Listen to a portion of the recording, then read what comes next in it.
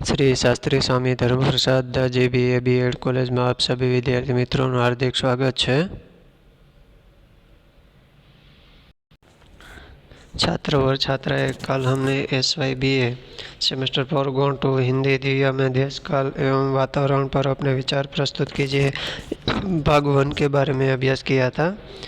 आज हम दिव्या में देश काल एवं वातावरण पर अपना जो विचार प्रस्तुत करने जा रहे हैं भाग 2 के बारे में वो ध्यान से सुने।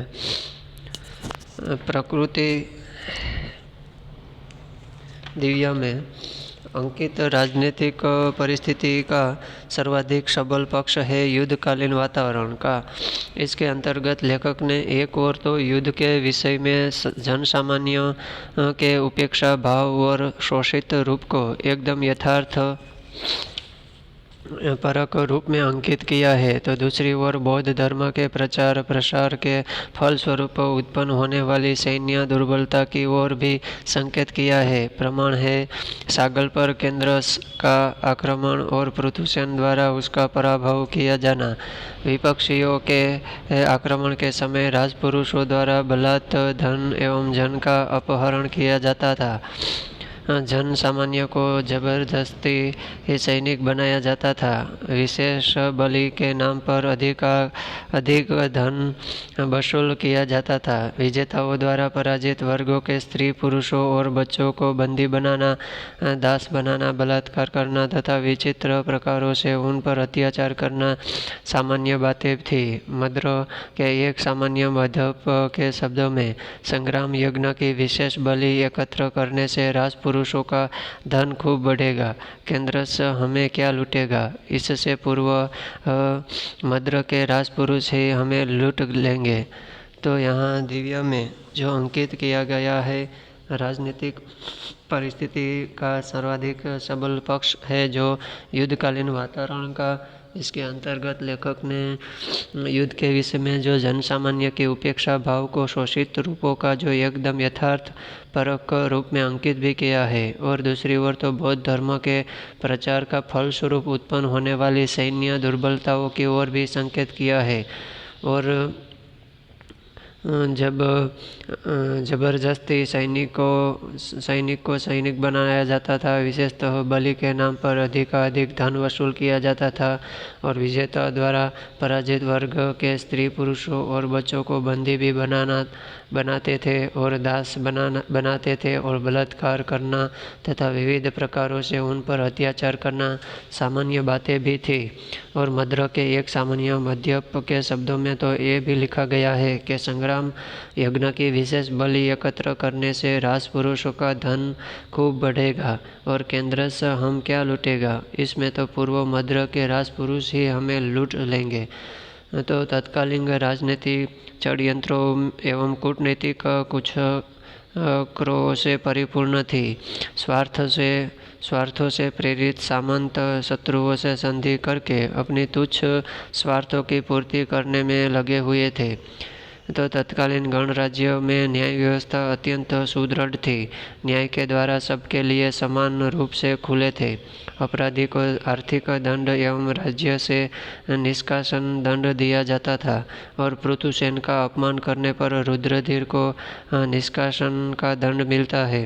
और तत्कालीन राजनीतिक परिस्थिति चित्रण में वर्तमान कालीन राजनीतिक स्थिति की भी झलक है, किंतु वस्तुतः यह तत्कालीन राजनीतिक दशा की इतिहास सम्मत झांकी है जो बड़ी सजीव और यथार्थमयी बन पड़ी है।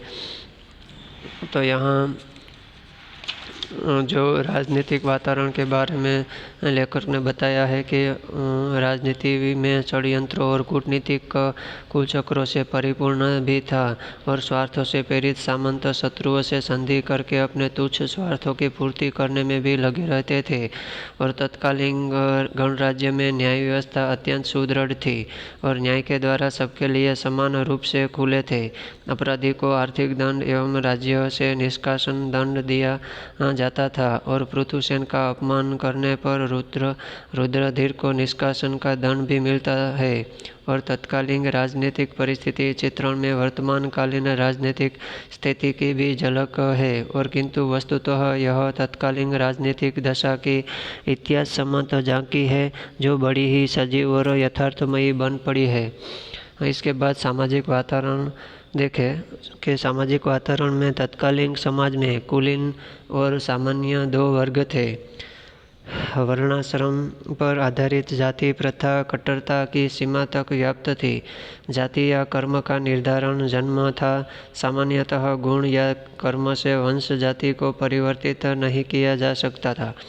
पृथुसेन के अनुसार हीन कहे जाने वाले कुल में मेरा जन्म अपराध है, अथवा यह द्विज कुल में जन्मे अपदार्थ लोगों का अहंकार मात्र है। यद्यपि स्वयं पृथुसेन का पालन पोषण, उसके पिता का अतुलित धन और उससे भी अधिक कुलीनों की सेवा, संतुष्टि परक नीति तथा पृथुसेन की शक्ति संपन्नता सामान्य जन से लेकर गण परिषद तक उसको आदरणीय महासेनापति जैसा पद प्रदान कराती है। तो यहाँ सामाजिक वातावरण में जो समाज में कुलीन और सामाज्य ये दो वर्ग देखने को मिलता है। यहाँ वर्णाश्रम पर आधारित जाति प्रथा कट्टरता की सीमा तक व्याप्त थी और जाति या कर्म का निर्धारण जन्म भी था। सामान्यतः गुण या कर्म से वंश जाति को परिवर्तित नहीं किया जा सकता। पृथुसेन के अनुसार हीन कहे जाने वाले कुल में मेरा जन्म ही अपराध है, अथवा तो यह द्विज कुल में जन्मे अपदार्थ लोगों का अहंकार भी मात्र है। तो यहाँ यद्यपि ये पृथुसेन का पालन पोषण, उसके पिता का अतुलित धन और उससे भी अधिक कुलीनों की सेवा, संतुष्टि परक नीति तथा पृथुसेन की शक्ति संपन्नता सामान्य जन से लेकर गण परिषद तक उसको आदरणीय महासेनापति जैसा पद प्रदान कराती है। तो कुलीन वर्ग शक्ति संपन्न होने के साथ ही अहंकारी और वैभव संपन्न भी था और रुद्रधीर इसी का प्रतिनिधित्व करता है। मधु पर्व पर शिविका में कंधा देने पर दासपुत्र पृथुसेन को ललकार कर रोकना हो या आचार्य रूप में वर्णाश्रम की व्यवस्था त्रिकाल के लिए एक सत्य है का निर्णय देना, द्विज कन्या दिव्या को पुनः कुल वधु पद पर प्रतिष्ठित करने का प्रयास अथवा षड्यंत्र रचकर पृथुसेन को परास्त करना, सब इसी के प्रमाण है। तो यहाँ कुलीन वर्ग शक्ति को संपन्न होने के साथ साथ अहंकारी और वैभव संपन्न भी माना गया है और रुद्रधीर इस का प्रतिनिधित्व करता है। और मधु पर्व पर शिविका में कंधा देने पर दासपुत्र पृथुसेन को ललकार भी रहा था और रोकना हो या आचार्य रूप में वर्णाश्रम की व्यवस्था त्रिकाल के लिए सत्य भी माना गया है। और निर्णय देना, द्विज कन्या दिव्या को पुनः कुल वधु पद पर प्रतिष्ठित करने का प्रयास अथवा षड्यंत्र रचकर पृथुसेन को परास्त करना, सब इसी का प्रमाण भी माना गया है। और तत्कालीन समाज में व्यवस्था में संयुक्त कुटुंब प्रणाली का प्रचलन तथा धर्मस्थ के प्रासाद में उपन्यासकार ने इस प्रणाली का उल्लेख करते हुए स्पष्ट किया है कि परिवार में माता पिता तथा उनकी संतानों के अतिरिक्त पितामह, पितामही, पितामह, पितामही, उनकी संतानें, पितृत्व और उनकी पत्नी, उनकी संतानें तथा प्रत्येक के दास दासी आदि सभी एक साथ रहते थे। एक ही प्रासाद में विभिन्न खंडों में अलग अलग रहने वाले सदस्य एक दूसरे से कई कई दिन में भेंटे कर पाते थे। उसमें वैचारिक वैषम्य भी हो सकता था। पृथुसेन की दिव्या द्वारा की गई अभ्यर्थना से संबंधित प्रबुद्ध शर्मा और विष्णु शर्मा का विचार वैषम्य इसी विचार स्वातंत्र्य का सूचक है। तो यहाँ जो तत्कालीन समाज व्यवस्था में जो संयुक्त कुटुंब प्रणाली का जो प्रचलन था और धर्मस्थ के प्रासाद में उपन्यासकार ने जो इस प्रणाली का उल्लेख किया है और स्पष्ट किया है कि परिवार में माता पिता हो या संतानों हो या पितामह हो या पितामही, और संतानें हो या पितृत्व और उसकी पत्नी हो, तो संतानें और प्रत्येक के दास दासी हो आदि सभी एक साथ रहते थे और एक ही प्रासाद में विभिन्न खंडों में अलग अलग रहने वाले सदस्य एक दूसरे से कई कई दिन में भेंटें कर पाते थे। उनमें वैचारिक वैषम्य भी हो सकता था। पृथुसेन की दिव्या द्वारा की गई यो अभ्यर्थना से संबंधित प्रबुद्ध शर्मा और विष्णु शर्मा का जो विचार वैषम्य इस विचार स्वातंत्र्य का सूचक भी माना गया है। तो यहाँ छात्रों और छात्राएं हम सामाजिक वातावरण के बारे में अभ्यास किया है। तो आज हम जो देश काल एवं वातावरण में दिव्या में जो भाग 2 के बारे में अभ्यास किया है, सामाजिक वातावरण, यहाँ तक रखते हैं।